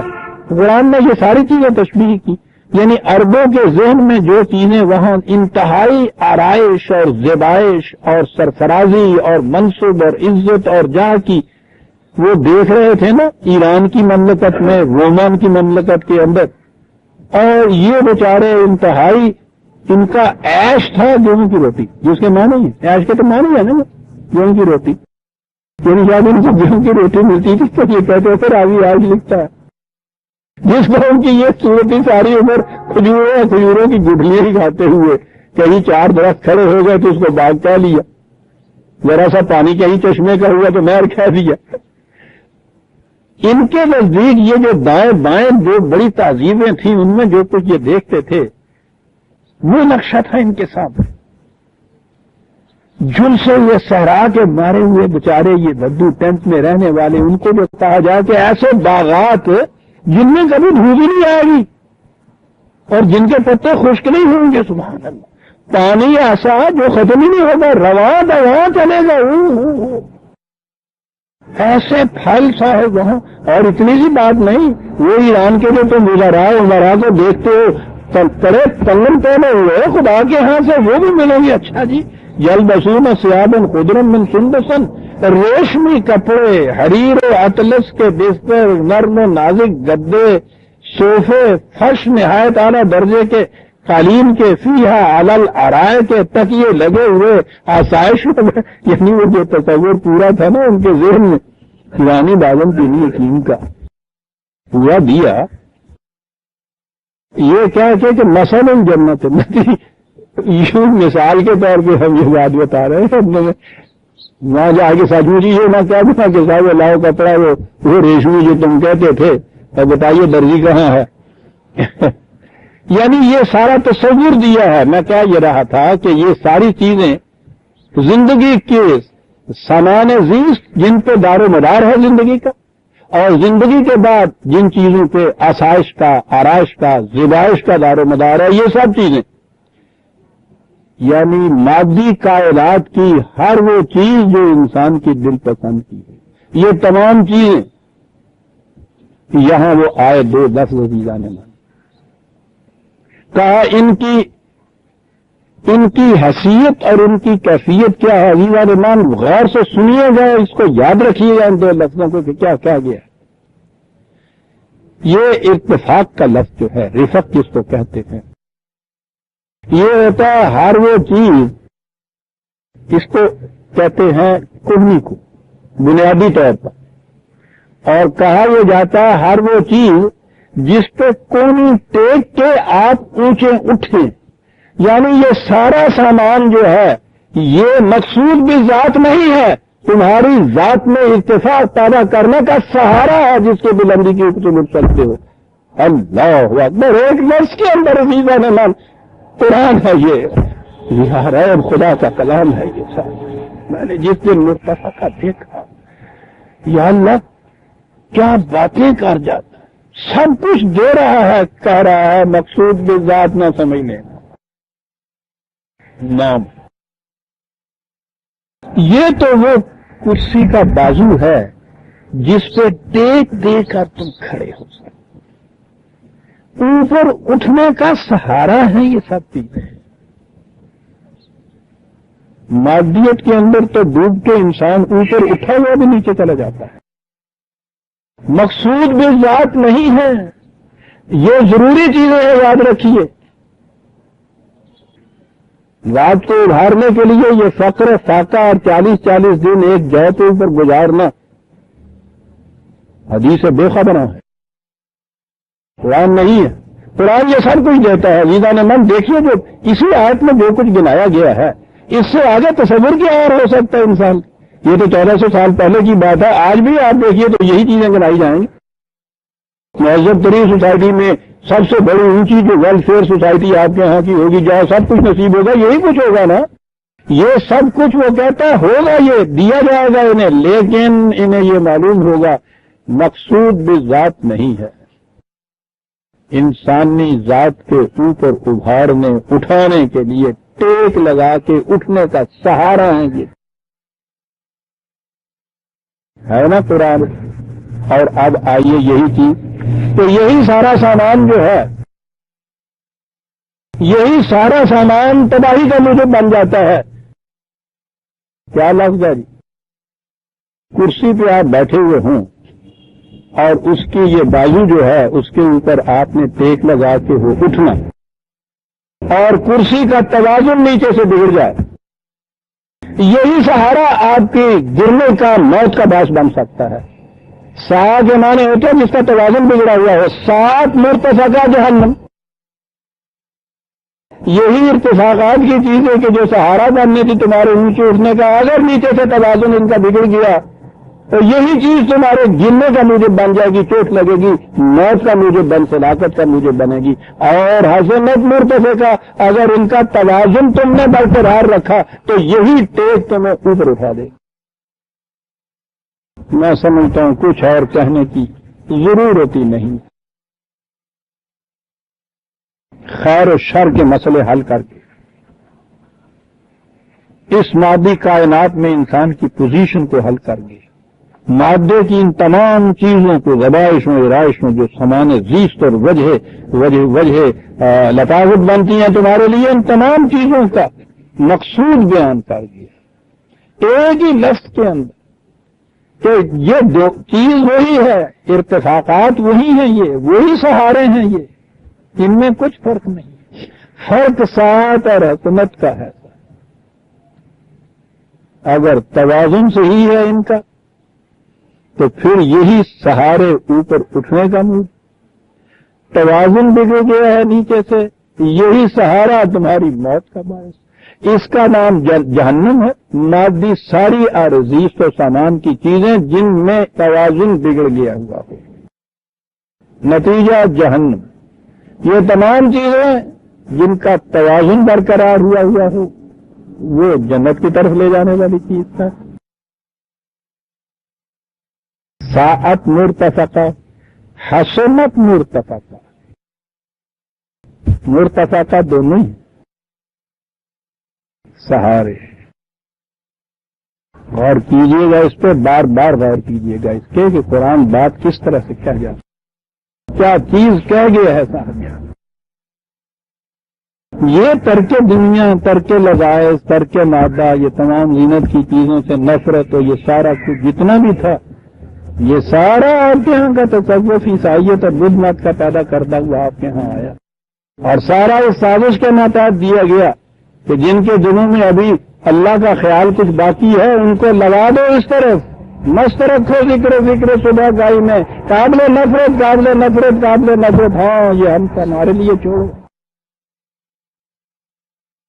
پوچھو یہ ان سے کہ جنہوں نے ان کا مقصد سمجھا تھا۔ عزیز علمان، آپ نے دیکھا ہوگا شاہکار رسالت میں جب مدائن فتح کیا ہے سعد بن وقاص اور ان کی جماعت والوں نے، ایران کا دارالسلطنت 1000 سال کی تہذیب کے ماحصل کے نوادرات اس کے اندر جمع تھے، اس قدر بیش قیمت یہ ساری چیزیں جو یہاں گنائی گئی ہیں نا، یہ ساری وہاں موجود تھی۔ یہ جب جا کے انہوں نے فتح کیا ہے تو پوچھو، سوچو تو صحیح، یہی عرب جو یہاں سے اٹھ کے گئے اور وہاں جو چلے جائیں اور ان کو یہ ہوگا یہ سب ہمارا ہے، وہ سب ہمارے والی بات اگر یہ ہوتی جو تقسیم کے بعد ہم آئے ہیں یہاں، اور یہاں جتنی ہندوؤں کی دکانیں تھیں وہ سب ہمارا ہے، اور سر جائے لوٹ، بگڑ گیا نا توازن، بنانا جہنم۔ یہ تو کچھ تھا ہی نہیں یہاں جو میں نے گزارش کیا ہے۔ آپ سوچئے اس کی تفصیل، یہ ایران کی تاریخ نویس جو ہے نا، ان سے پوچھئے کہ یہ اس کی تفصیلیں کتنی ہیں، اور نہیں تو براؤن سے پوچھ لیجیے، حالانکہ وہ لٹری بھی اس کی ہے اس کی، کہ کیا کچھ ان کے ہاں، اور انہوں نے جا کے پھر اپنی آنکھوں سے دیکھا، اس کی تفصیل لکھ کے بھیجی، اور اس تفصیل کے اندر کیا بات تھی ان لوگوں کی، یہ ساری چیزیں ان الفاظ میں لکھی جن الفاظ میں قرآن میں آیا ہوا ہے کہ اساورہ کے بھی ڈھیر ہیں، اور سیابن خجرن اور سندسن کا پوچھو نہیں انبار ہے، یعنی یہ سارا کچھ کیا بات تھی ان لوگوں کی۔ اور اس کے بعد یہ لکھا کہ خدا نے جو پوچھا کہ کیا ہم نے جو وعدے کیے تھے سچ کر دکھائے ہیں یا نہیں، تو انہوں نے لکھا کہ امیر المومنین آپ نے انہیں نہیں دیکھا، ہم زبان حال سے ان سے کہیں گے کہ ہاں تیرا ایک ایک وعدہ سچا ہو کے ہمارے سامنے آ گیا. اور اس کے بعد یہ سامان جو تھا یہ جب بھیجا ہے تو آپ سوچئے کہ وہاں کس قدر خوشی اور جشن ہوئی ہوگی. وہاں جو آیا ہے سفیر وہ بھی ایک چٹھی لایا تھا. اس میں یہ لکھا تھا کہ امیر المومنین آپ اور یہ رفقا بہت خوش ہوں گے ان چیزوں کو دیکھ کے، واقعی مقام مسرت ہے. لیکن اس سے زیادہ ایک اور مقام مسرت ہے جو میں کہنا چاہتا ہوں، اور وہ یہ ہے کہ یہ سپاہی تھے ہمارے، بھوکے ننگے، کپڑا تک ان کے پاس نہیں، سواریاں تک ان کے پاس نہیں تھی. یہ آئے اور اس سارے ملک کے مختلف شہروں کے اندر یہ فاتح کی حیثیت سے پھیل گئے. یہ بھوکے یہ ننگے یہ سارے پھیل گئے. یہ سارا سامان جتنا ہے اس کی کوئی فہرست ہمارے پاس نہیں تھی، ہو ہی نہیں سکتی. یہ ان کے قبضے میں تھا، پتہ نہیں کوئی کہاں تھا کوئی کہاں تھا، کوئی دیکھنے والا بھی نہیں تھا. امیر المومنین خوش ہونے کی بات یہ ہے کہ ان میں سے کسی ایک نے ایک سو بھی اپنے لیے نہیں لی. اس میں خوش ہونے کی بات یہ ہے کہ حسنت مرتفقہ ہے. عمر کی آنکھوں سے مسرت کے آنسو بہہ گئے. حضرت علی نے کہا کہ عمر معلوم ہے کہ ان سپاہیوں میں سے کسی نے ایک سو بھی کیوں نہیں اس طرح سے چوری کر کے اٹھائی. فرمائیے. کہنے لگے اس لیے کہ ان کا امیر المومنین جو ہے وہ ایک سو نہیں لیتا ہے غلط بات کے اوپر، اس لیے اس کی رعایا کی ہے. کہ سارا اسلام نچوڑ کے آ گیا، نم بے فکروں کے نچڑ کے آ گیا سارا اسلام. اب بتا دیا کہ حسنت مرتفقہ کیا ہو. اس سے زیادہ ارتفاقات کی اور چیزیں کیا آئیں گی دنیا میں. حسنت اس لیے بنی ہے صاحب، ان کے مزاج کا توازن نہیں بگاڑا ان چیزوں. اور نیچے اثر اس لیے تھا جو انہوں نے وہ بات کہہ دی. یہ اس لیے ہوئی ہے ان کے امیر المومنین نے بھی کبھی ایک سوئی تک بھی غلط انداز سے باطل طریق سے نہیں لی. اس کا یہ اثر ہے جو نیچے جا کے پہنچتا رہتا ہے. اسے کہتے ہیں جنت. یہ تھے وہ صحابہ، یہ تھے وہ ساتھی رسول اللہ کے، اور یہ ہیں جو جنت میں جانے کے مستحق ہیں، جنہوں نے یہ ذمہ داریاں جو پوری کی. ان کا حق ہے یہ جو کچھ کہے. اور یہ دونوں چیزیں آپس میں آمنے سامنے لانے کے بعد فوراً قرآن پھر ایک محسوس مثال کی طرف آ گیا. اور تمہیں بتائیں کہ یہی چیزیں سات مرتفقہ کیسے بنتی ہیں، حسنت مرتفقہ کیسے بنتی ہے. وضرب لہم مثلا رجلین، مثال کے طور پر کوئی بات بتاؤ. دو آدمی تھے بھائی، کیا ہوا تھا؟ بات بہت اونچی تھی، جھٹ آ گیا ان کی سطح کے اوپر. دو تھے آدمی، یہ ساڈے انہوں نے ایک سی بادشاہ، مثال یوں ہوتی ہے. دو تھے آدمی، ایک ان میں جو تھا بڑے سرسبز و شاداب وہ باغ، انگوروں کے باغ، گرد گرد ان کے ہاں باڑ کی جگہ کھجوروں کے بڑے بڑے لمبے درخت، بڑے عمدہ خوشے. اس میں درمیان میں جو جگہ اس کی تھی اس میں کھیتی لہلہا رہی ہے. کلتا الجنتین آتا تو فلاحا، دونوں باغ سرسبز و شاداب، ہمیشہ بہت پھل دینے والے، کوئی کمی کسی قسم کی نہیں وہ رکھتے تھے. ان کے نیچے پانی کی نہریں جاری، اور بڑا مالدار ہو گیا وہ شخص کچھ عرصے کے بعد. دو تھے وہ، اس کا ایک ساتھی تھا وہ غریب آدمی تھا. وہ فقال لصاحبہ ہی وہ ہوا جو حاورہ، باتیں کرتے تھے آپس میں جا رہے تھے. وہ کہا جو حاورہ، آپس میں باتیں کرتے ہوئے، انا اکثر من کا مال گا جو نہ کرا. اس نے کہا کہ وہ ذرا دیکھ کے چل برابر قدم اٹھا رہا ہے، دیکھتا نہیں میرا کتنا مال ہے، اور پھر دیکھتا نہیں کہ میرا جتھا پارٹی کتنی مضبوط ہوگی اس مال کے زور کے اوپر. یہ حاضر میں تو برابر کی باتیں ہو رہی تھی. وہ اتنا بھی برداشت نہیں کر سکا کہ میں ایسے تو کہتا ہوں یہ بھی تو ہی کہے. کہاں سمجھ کے بات کرو، دیکھتا نہیں ہے کتنی دولت. ودخل جنتہ وہو ظالم لنفسہ، باغات تو ہرے بھرے تھے، اس میں تو اس نے کچھ کمی نہیں کی تھی. اپنے آپ سے جو زیادتی کی تھی یہ اس کی نگاہ میں نہیں تھا. قال ما اظن ان تبید هذه ابدا. اس نے کہا ہوگا نا کہ میاں اس کے ساتھ ہی حسن اخلاق کا بھی خیال کرو، یہ بھی دیکھو کہ یہ سب کچھ تمہارا اپنا نہیں ہے، اس میں تم دیکھو تو صحیح کہ خدا کا دیا ہوا کتنا حصہ ہے، اسے ذہن میں رکھو یہ بات جو ہے، یہ اس قسم کا یہ فخر اور غرور اور تکبر اس کے اوپر نہ کرو، اپنے برتے میں رہو، یاد رکھو کہ یہ اس کا دیا ہوا، یہ بھی ہو سکتا ہے کہ حالات ایسا تغیر پیدا کریں کہ یہ سارے کا سارا ضائع ہو جائے، معذم میں ہم تو نہیں رہا ہو یہ بتاؤ، بالکل نہیں تھا، بڑا انتظام کر رکھا ہے، کبھی ضائع نہیں ہو سکتا، کبھی برباد نہیں ہو سکتا، ومعذم میں شہادہ کا ہونا تھا والا ہی تو یہ جو کچھ کہا جا رہا ہے کہ خیر یہاں نہیں تو قیامت میں صحیح، وہاں جا کے یہ چیزیں جو ہے اس میں جو ظلم کر رہے ہو تم، زیادتیاں جو اس بنا پہ کر رہے ہو، اس کے لیے ہوتا ہے میں نہیں سمجھتا کوئی اس قسم کی بات ہوگی، اور اگر ہوگی بھی بڑی عجیب چیز یہاں یہ لایا ہے قرآن، یہ تو وہ ہے نا جنت قرآن کی خدا کی جو اعمال کو تل کے ملتی ہے، ایک جنت ملا بھی بیچتا ہے، جو بھی میں آئے کرو، ایک حج کا رہو زمزم کے پانی سے ایسے دھلے تو جیسے ماں کے پیٹ سے آج ہی پیدا ہوئے، چل بھائی پچھلے سارے تو ہوتے گئے، اگلے بارے کر کے پھر اسی طرح نہ توڑ جائے، نہیں جا سکتے کوئی بات نہیں ہے، اور ایک مسجد جہاں بنوا دیجیے، چونے مٹی کی مسجد بنوائیے، اللہ تعالیٰ موتیوں کا گھر جنت میں دے دے گا، جنت بکتی ہے یہاں، یہ کس کے لیے بکتی ہے؟ کون جائے گا حج کرنے کے لیے؟ جس کے پاس 7 8 8 10 ہزار روپیہ ہوگا، غریب تو نہیں جا سکتا، کون مسجد جو ہے بنا کے دے گا؟ وہی اس کے پاس اتنا مال ہے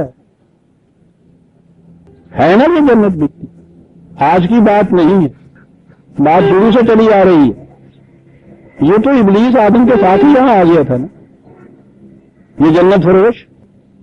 سنیے عزیزان من کیا کہتا ہے، کہتا اول تو میں یہ سمجھ لیجیے کہ میرا خیال ہے کہ یہ یوں ہی وہاں نہیں ہے، قیامت محمد والی بات، اور اگر جیسا تم کہتے ہو یہ واقع ہوا، سنیے والا ان وقت ربی لاجدن خیرا منها منقلبا، تو مجھے یقین ہے کہ جو کچھ میں نے یہاں اس کے نام پہ جو مجھے کہا گیا ہے اور میں خرچ کرتا گیا ہوں، اللہ چاہے اس سے بھی بہتر جنت ملے گی۔ ہاں تم یہاں بھی دھکے کھا رہے ہو، وہاں بھی دھکے کھاؤ گے۔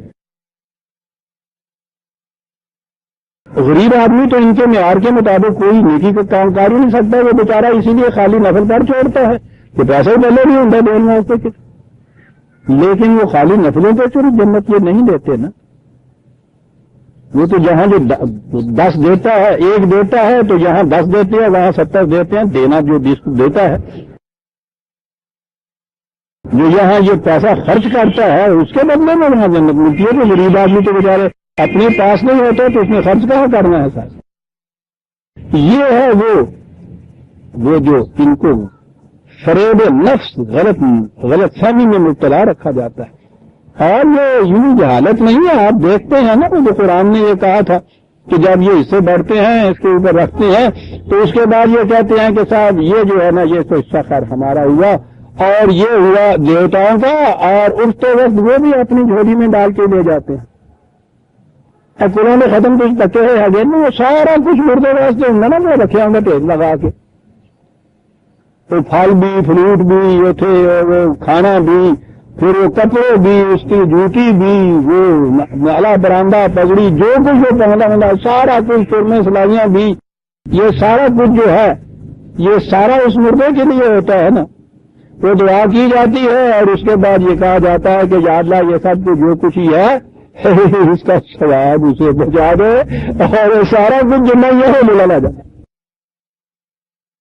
کیا بات ہے، یہ آج کی بات نہیں، آپ کو معلوم ہے نا، یہ پورا نام نہیں ہے نا کہ یہ حصے لگا لیتے ہیں اور اس میں یہ کر دیتے ہیں کہ ہاں ٹھیک ہے صاحب یہ تو ہمارا دے دیا وہ 100 روپیہ ملا میں جڑا الگ دیں گے آگے نے، آج بھی وہ دیتے ہیں اس کو الگ بھی مودی صاحب کو، اور اس کے بعد یہ لوگ کہتے ہیں نا یہ خدا کا یہ دیوتاؤں کا حصہ ہے، اس کے بعد یہ بھی خود ہی لے جاتے ہیں۔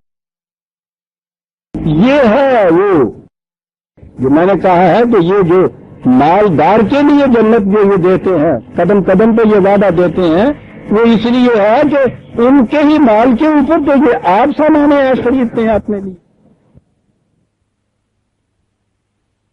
بھی ٹکٹ دی جاتی ہے۔ وہ کہتے ہیں کہ تو یہ اور واقعی یہ جتنا کچھ کرنے والے ہیں، پہلی بات تو یہ ہے کہ ان کو ایمان ہوتا ہی نہیں ہے کہ یہ چیز ہمارے اعمال میں سامنے آنی ہے اور اس کا حساب دینا ہے، یہ ہوتا ہی نہیں۔ یہ پہلی چیز تو یہ ہے، یہ جو کہا نا کہ وہ کہا کہ میں نہیں مانتا کچھ ایسا، یہ عملاً ان کی کیفیت یہ ہوتی ہے کہ یہ نہیں مانتے، اور کہنے کے لیے اسے کہتے ہیں کہ اچھا بابا اگر ایسی بات تم کہتے ہی ہو، یقیناً ایسا ہوگا ہی، تو وہاں بھی پھر دیکھو گے تم کہ اس سے بھی بہتر ملے گا، مولا نے چاہا ہم نے اتنا کچھ کر لیا ہوا ہے، تو وہاں کا حساب تو اس طرح سے برابر کر دیتے ہیں۔ پھر آپ کہیں گے کہ وہ وہی مثال میں لے آیا، اس نے بکری چرا کے کھا لی تھی، انہوں نے آن کے یہ کہا کہ یہ بڑی بری بات ہے، بکری جو ہے وہ دے دو، کہ اگلا نہیں مانے نہیں، ان کی بکری کو کھائی نہیں۔ کہنے لگا یہ تو معلوم ہے اگر کہ یہاں گیا نہیں مل سکتے، تھانے میں نہیں جا سکتے، شاید عدالت نہیں بخشے، قیامت کے دن کیا کرو گے؟ وہاں میں کہہ دوں گا کہ تھا میں نے کہیں بکری چرائی، کہنے لگے وہاں بکری موجود ہوگی اور وہ خود شہادت دے گی کہ مجھے اس نے چرایا تھا۔ کہنے لگے بڑا آسان ہے، کہنے لگے کیا؟ کہنے لگا بکری کا کان پھاڑ کے کہنے لگا آدمی اپنی بکری لے لے،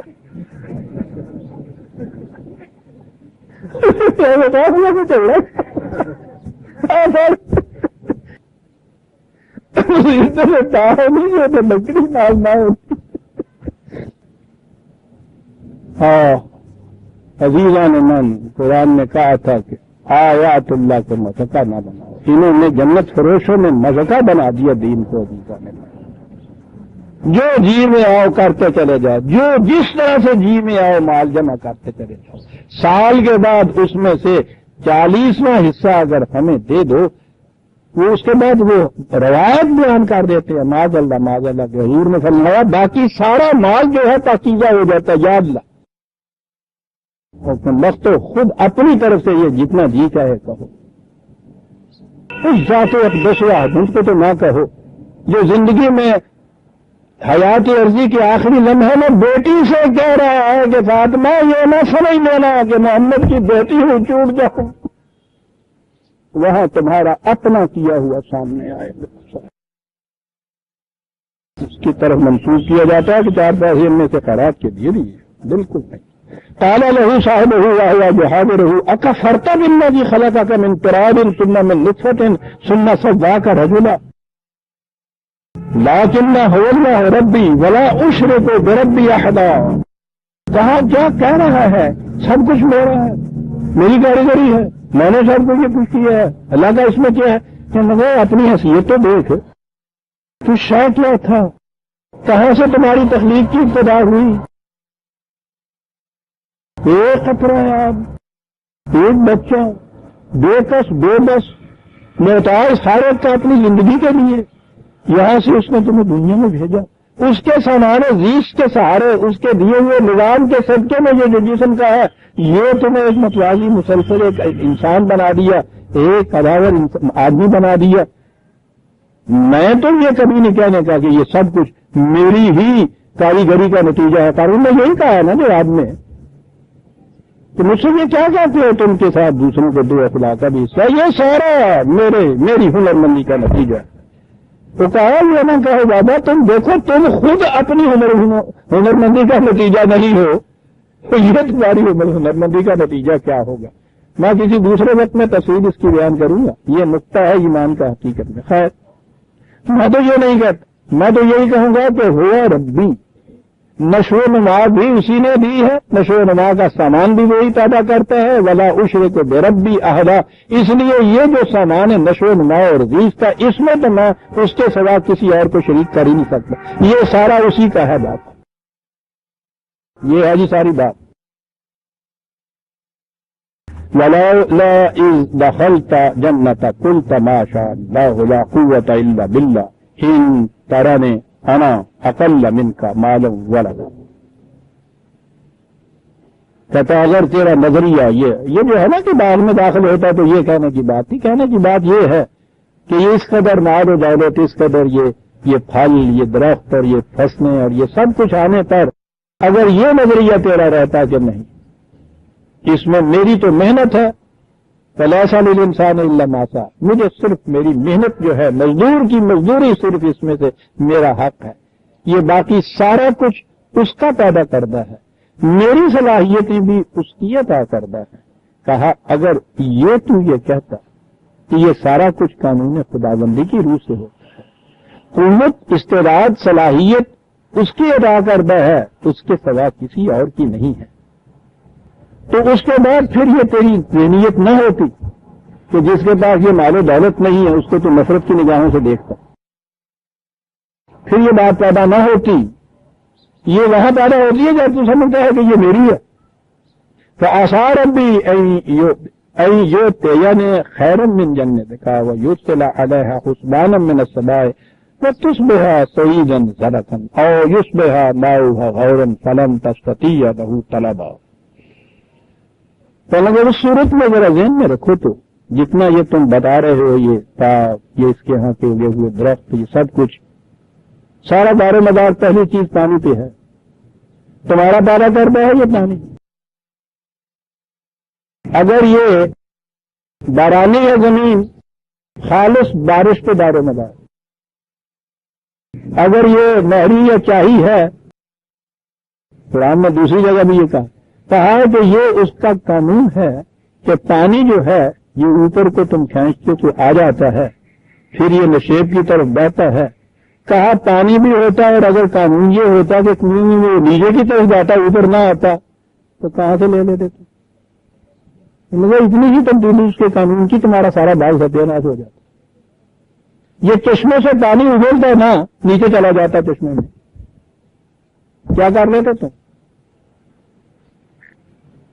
میرے ذہن میں انشاءاللہ اس دفعہ عزیزان میں کنونشن پہ ایک خطاب کا موضوع یہی رکھنا چاہتا ہوں کہ یہ بڑی اہم چیز ہے جو آپ کے ہاں معاشی نظریہ، معاشی نظام میں بنیادی حیثیت رکھتی ہے۔ میرے ذہن میں اس کی اہمیت، اس لیے میرا خیال یہ ہے کہ میں ایک پورا خطاب اس کے اوپر رکھوں، اور اس سے سارے مسائل حل ہو جائیں گے، یہ جتنے بھی لیے پھر رہے ہیں معاشیات کے نظام کے اور ان چیزوں پہ کہ کیا فرق ہے قرآن کے معاشی نظام میں اور یہ جو آپ کے ہاں کمیونزم یا سوشلزم کے نظام لیے پھرتے ہیں۔ بنیادی کلید یہی ہے۔ بہرحال تو میں اس لیے کہہ رہا ہوں کہ اس وقت میں اتنی تفصیل میں نہیں جاتا، ورنہ بہت لمبی تفصیلیں آ جاتی۔ اس کا نتیجہ یہ تھا کہ جو روش اس نے اختیار کی، زمینیں برباد ہو گئی، بنجر ہو گئی، فصلیں اجڑ گئی، برا حال ہوا۔ شاید آپ یہ ذہن میں رکھیں، جو ہمارے ہاں یہ ہوتا ہے کہ ہاں صاحب اس نے یہ جو چیز خدا کا نام نہیں لیا اجڑ گیا سب کچھ، یہ سب کچھ عزیزان من، یہ خدا کا نام نہیں لیا والی باتیں جو ہیں نا، یہ جو بڑے بڑے ذمہ دار جو ہیں، کبھی جا کے ان کی زمینوں کو آپ دیکھیے کیسے اجڑی ہوئی ہوتی ہیں۔ یہ جو تحریر اب کر رہے ہیں نا ملکیت کی، اس کی بنیادی وجہ یہ بھی بتا رہے ہیں کہ یہ جو اتنے زیادہ ہزاروں مربوں کو یہ رقبے دیے جاتے ہیں، وہ اس میں زیادہ دلچسپی نہیں لے سکتے، وہ اس میں محنت نہیں کرتے، اتنا فراوانی سے ان کے ہاں آ جاتا ہے تو اپنے ہاں ڈیرے میں بیٹھے ہوئے ہیں، 10 مراسی کے 20 مساحت موجود ہے، حقے پہ حقہ چل رہا ہے، پانی کوٹ رہی ہے، بعض ہاتھ چنے کتیاں دا ڈار ہے، اگلی باتیں اور میں نہیں کہنا چاہتا کہ کیا کچھ ہے، وہ سب اس پہ پڑے ہوئے ہیں، زمینیں برباد ہو رہی ہیں، کچھ مظاہرے لے جا رہے ہیں، کچھ مساحت لیے چلے جا رہے ہیں، کچھ وہ بیچنے والے منڈیوں میں 50 میں بیچتے ہیں، 25 ان کے پہلے ڈالتے ہیں۔ یہ جو چیز ہو جاتی ہے اس سے اجڑتی ہیں یہ سب چیز۔ کہا اس کا نتیجہ یہ تھا وہ جو ذان باطل آ گیا، مال، دولت، پارٹی، یہ سارا کچھ، محنت ختم، توجہات ختم، نظم و نسق ختم، نتیجہ یہ فصلیں اجڑ گئی، باغات برباد ہو گئے۔ وَيَقُولُ يَا لَيْتَنِي لَمْ أُشْرِكْ بِرَبِّي أَحَدًا۔ اس وقت یہ بات ذہن میں آتی ہے کہ ہاں یہ ٹھیک ہے، ربوبیت کے مسئلے کے اندر، سامان نشو و نما اور نظام نشو و نما کے اندر اگر یہ چیز شامل نہ کی جائے کہ یہ واقعی خدا کے نظام کے تابع یہ سارا کچھ ملتا ہے، تو اس کا نتیجہ یہ بربادی اور تباہی ہو جاتی ہے۔ وَلَمْ تَكُنْ لَهُ فِئَةٌ يَنْصُرُونَهُ مِنْ دُونِ اللَّهِ وَمَا كَانَ مُنْتَصِرًا۔ کہنے لگے پوچھو ان بڑے بڑے جگیرداروں سے، ان وڈیروں سے، وہ جتھا پورے کا پورا جو ڈیرے میں آ کے صبح و شام رہتا تھا، وہ پورے کی پوری پارٹی جو پیچھے پیچھے آپ کے جلوس نکالنے کی شکل میں آیا کرتی تھی، آج کہاں ہے وہ؟ ختم ہو جاتا ہے یہ سارا سلسلہ۔ اس نے کہا یہ یاد رکھو ذہن میں نظام و قوانین خداوندی کو کبھی نظر انداز نہ کرے. اور وہاں آ کے کہا کہ دیکھو ان کو سمجھا دو ہنالک الولایۃ للہ الحق، پروٹیکشن، حفاظت، مدافع، یہ اگر چاہتے ہو حق پر مبنی، وہ خدا کے قوانین سے ہی حاصل ہو سکتی ہے. یہ ہے تت دن ہوا خیرن ثوابن و خیرن عقبا، معاوضہ اجر اور صلہ دینے میں بھی بہترین وہی ہے جو اس کے قانون کے مطابق ملتا ہے. انجام اور مال بھی اسی محنت کا صحیح نکلتا ہے جو اس کے قوانین کے مطابق صرف کی جاتی ہے. یہ بات ہے جس کے لیے پہلے وہ سات مرتفقہ اور حسنت مرتفق، اس کے بعد مثال کے طور پر یہ دو آدمی جن کی یہ کیفیت تھی تو یہ بیان کیا، اور اس کے بعد پھر آگے اس نے بیان کرنا ہے اس نے یہ مسئلہ کے خانقاہیت جس کے لیے یہ سورہ کاف کی ابتدا اس نے قصہ غار کاف میں رہنے والوں کی تھی، اور دنیاوی ذبائش اور آرائش کا صحیح مقام کیا ہے. لیکن وقت ہو گیا، اسے ہم آئندہ درس میں دیں گے. آج ہم سورہ الکہف کی آیت 44 تک آ گئے، ریزان من 45 سے ہم آئندہ دیں گے. ربنا تقبل منا انک انت السمیع العلیم. شکریہ.